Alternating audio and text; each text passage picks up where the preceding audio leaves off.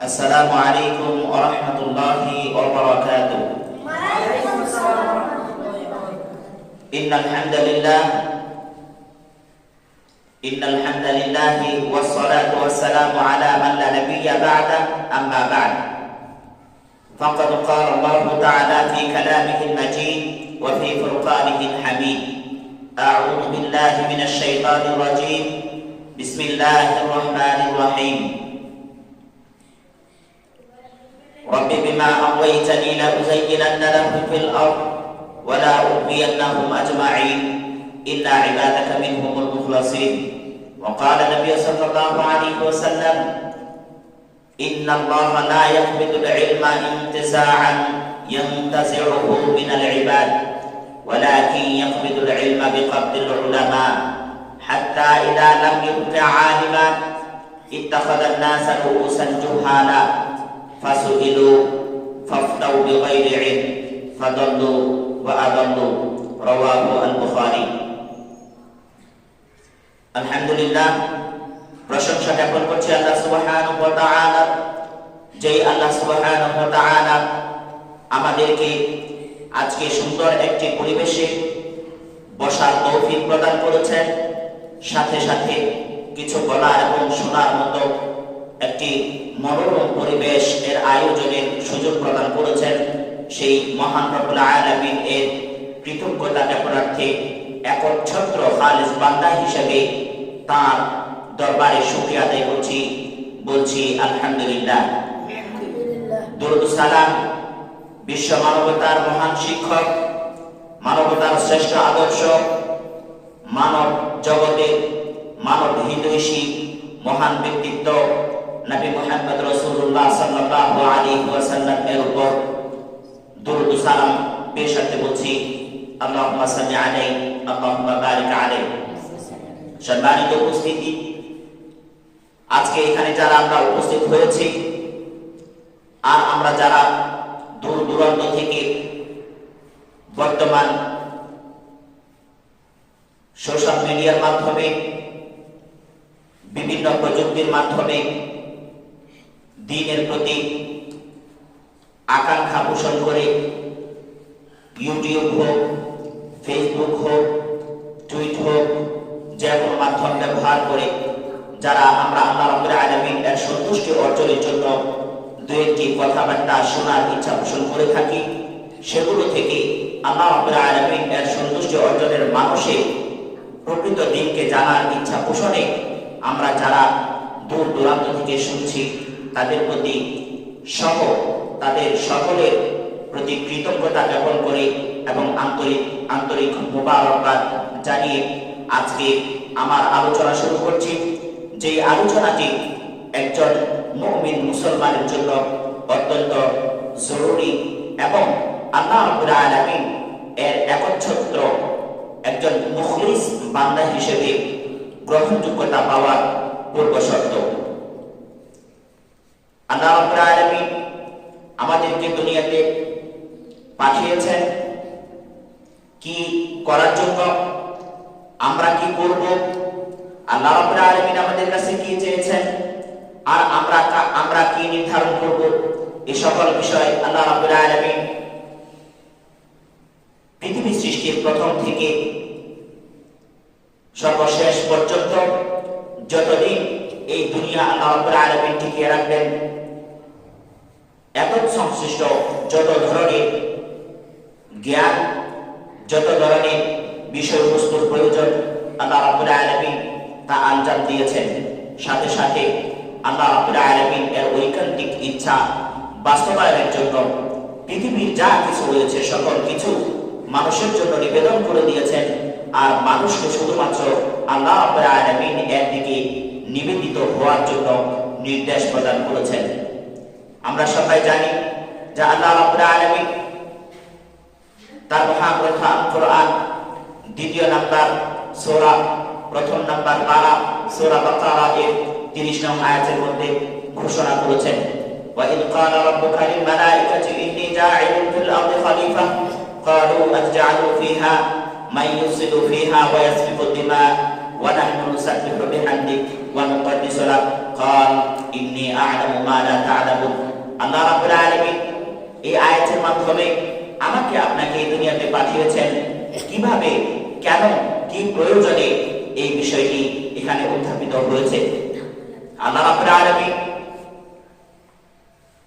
তার ফেরেশতাদেরকে সামনে নিয়ে পরামর্শ ভিত্তিক আলোচনা উপস্থাপন করার পর আল্লাহ রাব্বুল আলামিন তাদের কাছ থেকে অভিমত জানতে চেয়েছেন যে আমি তো দুনিয়াতে আমার প্রতিনিধি পাঠাতে চাই, দুনিয়াতে আমি মানুষ সৃষ্টি করতে চাই। তখন ফেরেশতারা আল্লাহ রাব্বুল আলামিন এর ইচ্ছার বিরুদ্ধে হোক অথবা তাদের জানতে চাওয়া হোক, যে কোনো বিষয়কে কেন্দ্র করে হোক না কেন, তারা এই ব্যাপারে আপত্তি জ্ঞাপন করে, সাথে সাথে যুক্তি প্রদান করে যে হে আল্লাহ, আমরাই তো আপনার প্রশংসা জ্ঞাপন করছি, আমরাই তো আপনার মতো পবিত্রতা ঘোষণা করছি, আবার নতুন করে যারা দুনিয়াতে ফিতনা ফাসাদ রক্ত মারামারি কাটাকাটি করে তাদেরকে আবার কেনই বা পাঠাবেন। সম্মানিত উপস্থিতি, আমাকে আপনাকে দুনিয়াতে পাঠিয়েছেন কেন, আল্লাহ রাব্বুল আলামিন তাও মহাগ্রন্থ আল কোরআনের মাধ্যমে তা আমাদের কাছে স্পষ্ট করে দিয়েছেন। আল্লাহ রাব্বুল আলামিন মহাগ্রন্থ আল কোরআন 51 নম্বর সূরা আস-সারিয়াত এর 56 নম্বর আয়াতের মধ্যে আল্লাহ রাব্বুল আলামিন এর দুনিয়াতে প্রতিনিধি তথা মানব জাতির সৃষ্টির যে উদ্দেশ্য, এই উদ্দেশ্য সম্পর্কে অবহিত করছেন। অত্র আয়াতে আল্লাহ রাব্বুল আলামিন বলেন যে ওয়া খালাকতুল জিন্না ওয়াল ইনসা ইল্লা লিয়াবুদুন, আমি মানুষ এবং জিন জাতিকে সৃষ্টি করতাম না, তবে হ্যাঁ এই জন্যই আমি তাদেরকে সৃষ্টি করেছি যাতে তারা আমি আল্লাহ তাআলার ইবাদত করে, যাতে তারা আমি আল্লাহ তাআলার প্রতি বশ্যতা স্বীকার করে, যাতে তারা আমি আল্লাহ রাব্বুল আলামিন এর প্রতি একত্ববাদ এর ঘোষণা প্রদান করে, এই জন্যই আমি তাদেরকে সৃষ্টি করেছি। সাথে সাথে আল্লাহ রাব্বুল আলামিন মহাগ্রন্থ আল কোরআন 1 নম্বর পারা 2 নম্বর সূরা বাকারা এর 29 নং আয়াতের মধ্যে এই কথাটা বলছেন যে হুয়াল্লাযী খালাকা লাকুম মা ফিল আরদি জামিআ, যা আল্লাহ রাব্বুল আলামিন তোমাদের জন্য পৃথিবীর যা কিছু আছে সকল কিছুকে সৃষ্টি করেছেন। আল্লাহ রাব্বুল আলামিন আমার আর আপনার জন্য পৃথিবীর যা কিছু রয়েছে সকল কিছুকে সৃষ্টি করেছেন, আর আল্লাহ রাব্বুল আলামিন এর জন্য আমাকে আপনাকে সৃষ্টি করেছেন।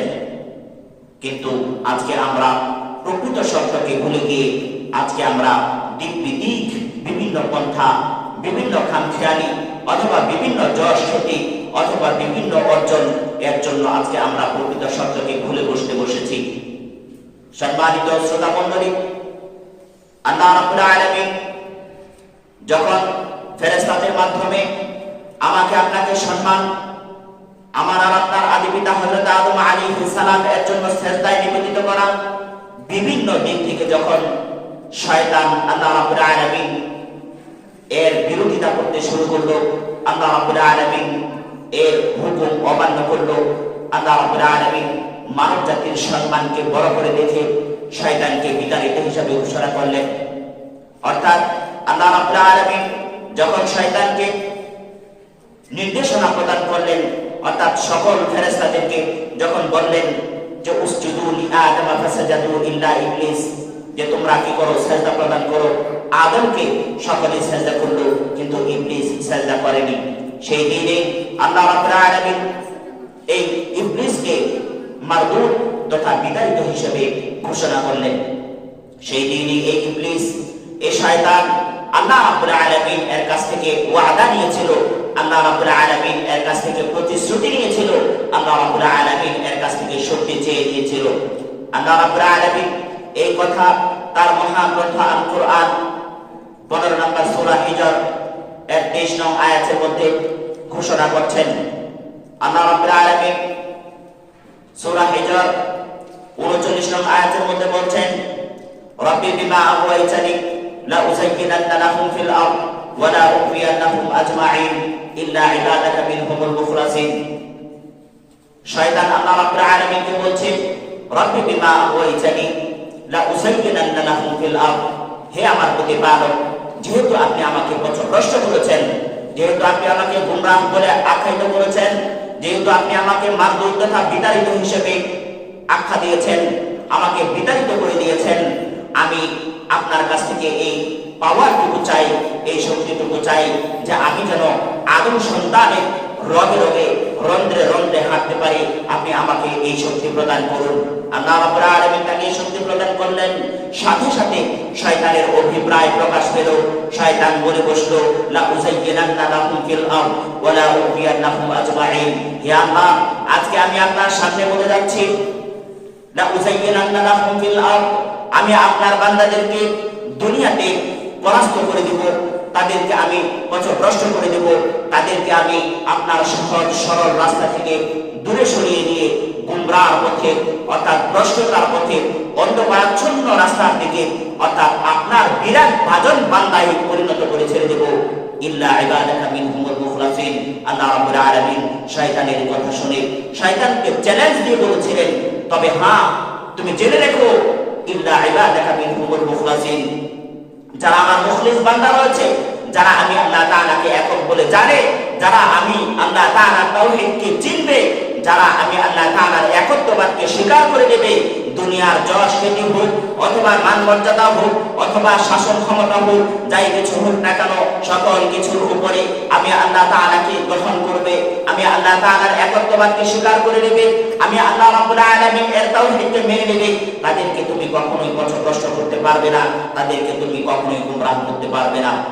সম্মানিত শ্রোতা মণ্ডলী, আজকে যদি আমরা আমাদের এই সমাজের দিকে তাকাই, আমরা আমাদের এই পৃথিবীর দিকে তাকাই, আমরা আমাদের এই বর্তমান প্রেক্ষাপটের দিকে তাকাই, তাহলে দেখা যাবে যে প্রকৃতপক্ষে আজকে আমাদের কাছে শয়তান বিজয়ী হিসেবে, শয়তান তার উদ্দেশ্য হাসিলে সে যেন শতভাগ সফল। আজকে বিভিন্ন ভাবে শয়তান আমাদেরকে পরাস্ত করে দিচ্ছে, অর্থাৎ মুয়াহিদ বান্দা থেকে আজকে গুমরাহী বান্দায় পরিণত করে দিচ্ছে।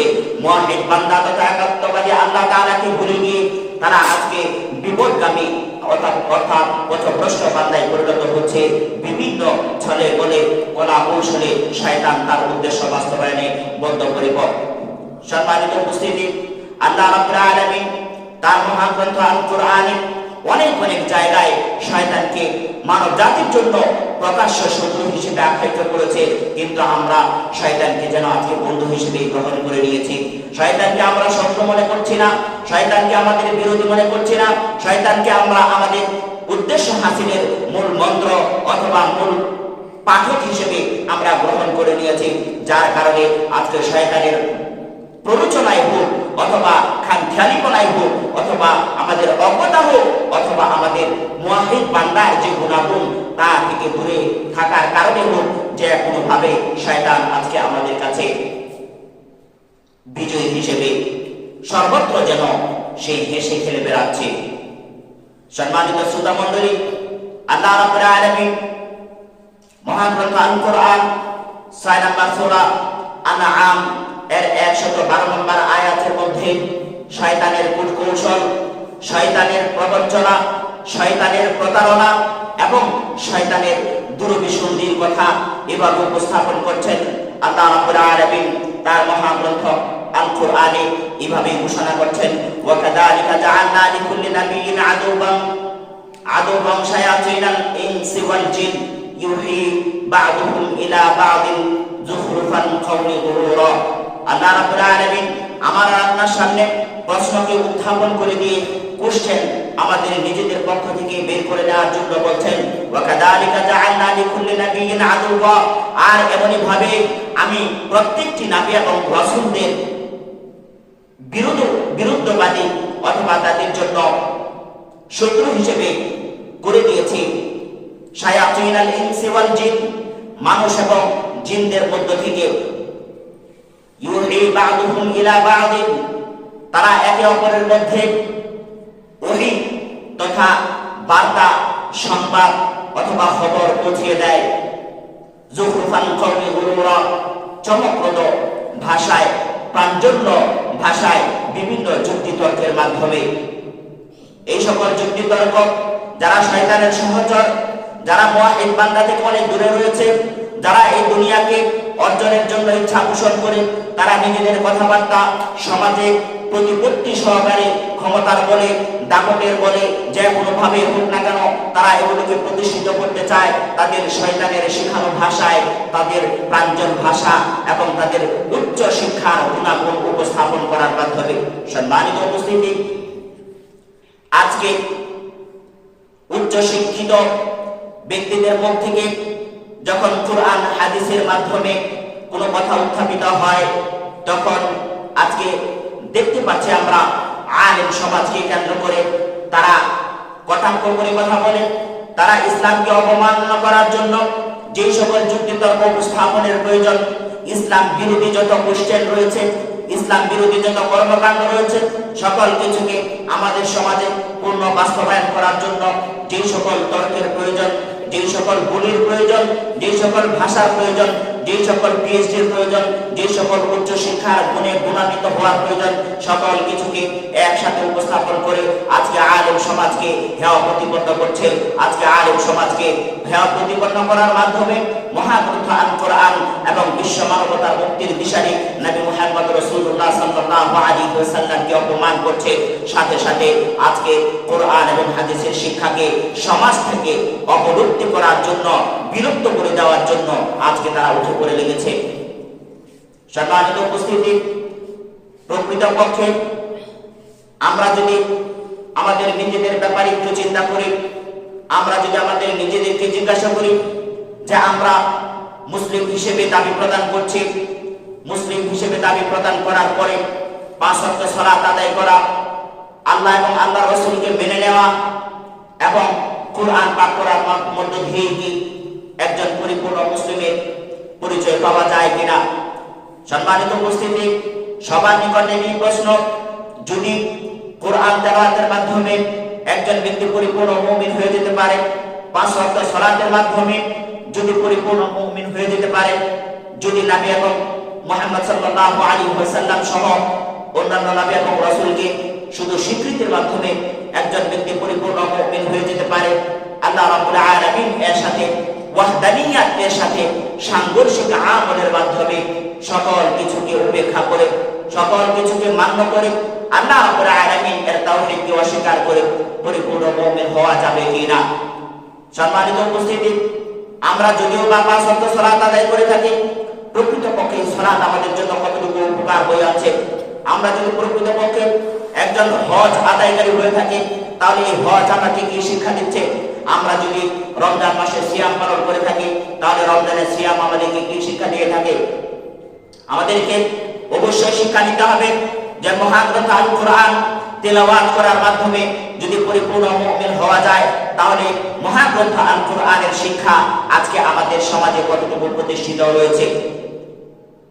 সম্মানিত শ্রোতা মণ্ডলী, আল্লাহ রাব্বুল আলামিন তার মহাগ্রন্থ আল কোরআনে অনেক অনেক জায়গায় আল্লাহ রাব্বুল আলামিন এর সাথে সাংঘর্ষিক তথা শিরকের সাথে সামঞ্জস্যশীল, শিরকের সাথে সম্পর্কযুক্ত সকল বিষয়কে তিনি সরাসরি উপেক্ষা করেছেন।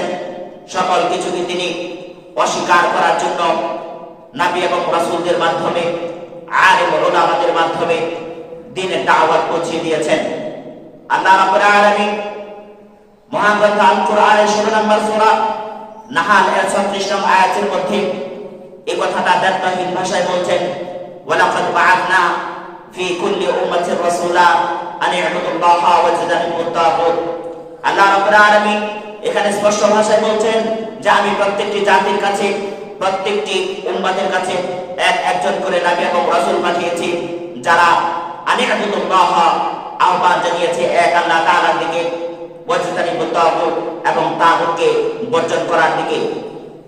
অত্র আয়াতের মাধ্যমে যদি আমরা শিক্ষা নিতে চাই, তাহলে আমরা দেখতে পাই যে প্রকৃতপক্ষে আল্লাহ রাব্বুল আলামিনকে গ্রহণ করার মধ্য দিয়ে বিকল্প সকল রাস্তাকে বন্ধ করে দেওয়া হয়। যদি এক আল্লাহকে ডাকা হয়, তাহলে কোনো প্রকার যশ খ্যাতি অথবা ক্ষমতার লোভ অথবা দুনিয়ার প্রতিপত্তি অথবা মান মর্যাদা যা কিছু হোক না কেন, সকল কিছুকে উপেক্ষা করতে হবে। প্রকৃতপক্ষে যদি আমরা আল্লাহ রাব্বুল আলামিনকে একক করে জানি, তাহলে দুনিয়াবি সকল ইচ্ছাকে ইসলামের কারণে বর্জন করতে হবে।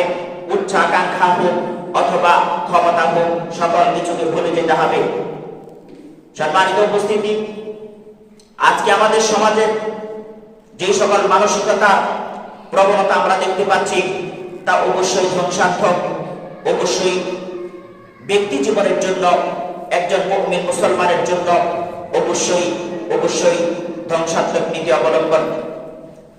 আজকে আমরা সম্মানের জন্যই করি অথবা ক্ষমতার প্রতিপত্তি লাভের জন্যই করি, যা কিছুর জন্যই করি না কেন, আল্লাহ রাব্বুল আলামিন এই সকল কিছুকে খুব সূক্ষ্মভাবে তিনি পর্যবেক্ষণ করবেন। তিনি এগুলোকে দেখবেন যখন একজন বান্দা মুওয়াহহিদ বান্দার গুনাহগুণ থেকে সামান্যতম বিচ্যুত থাকবে, আল্লাহ রাব্বুল আলামিন তার জীবনের সমস্ত আমলনামাকে বরবাদ করে দিবেন। কিন্তু আজকে যদি আমরা আমাদের সমাজে দেখতে চাই, আজকে যদি আমরা আমাদের নিজেদের দিকে তাকাই, আজকে যদি আমরা মুসলিম দাবিদার হিসেবে নিজেকে একটু পর্যবেক্ষণ করি অথবা নিজেকে একটু জানতে চাই, তখন আমরা দেখতে পাবো যে প্রকৃতপক্ষে আমরা ইসলাম থেকে অনেক দূরে অবস্থান করছি। সম্মানিত উপস্থিতি, আল্লাহ রাব্বুল আলামিন এর বান্দাদের মধ্য থেকে যে সকল শ্রেষ্ঠ বান্দা রয়েছেন, সেই সকল শ্রেষ্ঠ বান্দাদেরকে এই দুনিয়াতে তাদের মান সম্মান এবং অবস্থান সকল দিক থেকেই এক উচ্চ মর্যাদা আল্লাহ রাব্বুল আলামিন প্রদান করেছেন। আল্লাহ রাব্বুল আলামিন তার মহাগ্রন্থ আল কুরআনে এই কথা বলেছেন যে ইয়ারফা'িল্লাহু আল্লাযীনা আমানু ওয়াল্লাযীনা উতুল ইলমা দারাজাত। আল্লাহ রাব্বুল আলামিন এখানে দুই প্রকার ব্যক্তিদের মান সম্মানের কথা উপস্থাপন করছেন, যে যারা ঈমান আনয়ন করেছে, দ্বিতীয়ত যাদেরকে জ্ঞান প্রদান করা হয়েছে, আল্লাহ রাব্বুল আলামিন তাদের মান সম্মানকে সমাজে প্রতিষ্ঠিত করেছেন।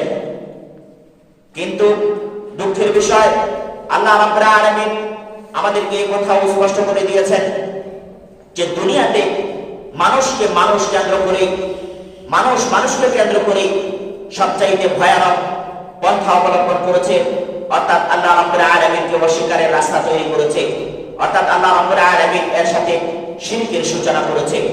আল্লাহ রাব্বুল আলামিন মহাগ্রন্থ আল কুরআন 71 নম্বর সূরা নূহ এর 23 নং আয়াতের মধ্যে এই কথাটা বলছেন, وقالوا لا تذرن آلهتكم ولا تذرن ودا ولا سواعا ولا يغوث ويعوق ونسرا।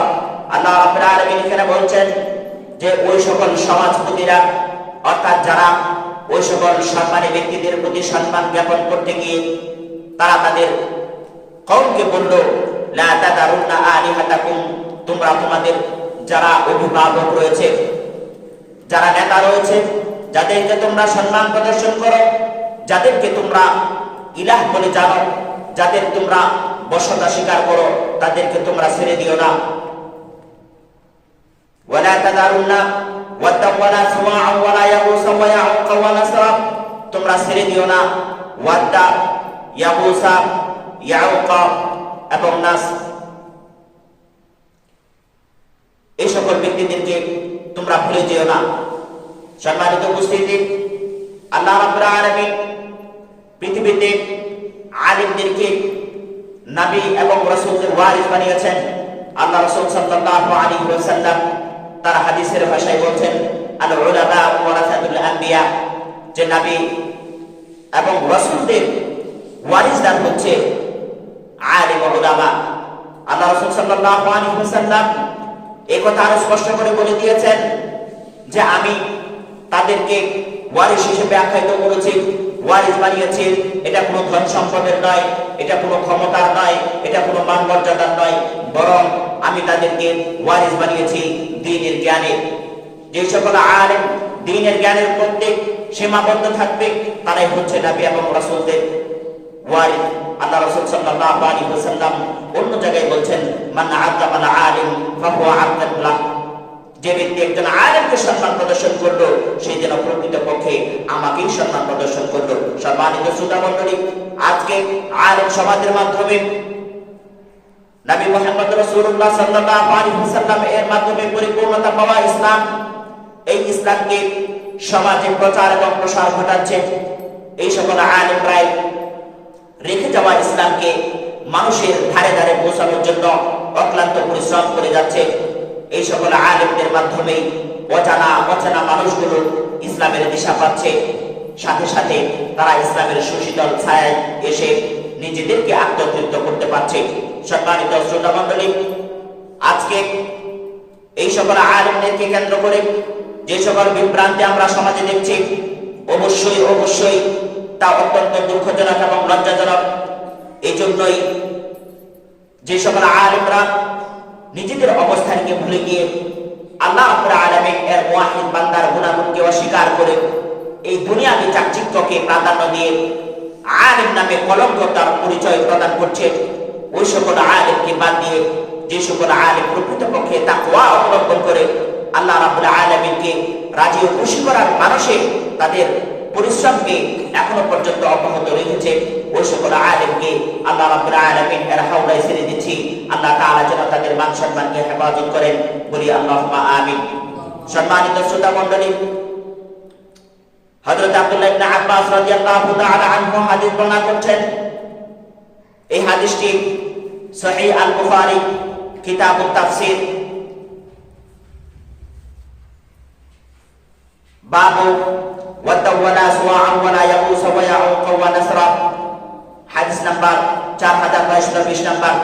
এই হাদিসের মধ্যে হযরত আব্দুল্লাহ ইবনে আব্বাস রাদিয়াল্লাহু তাআলা আনহু হাদিস বর্ণনা করছেন, দীর্ঘ হাদিস।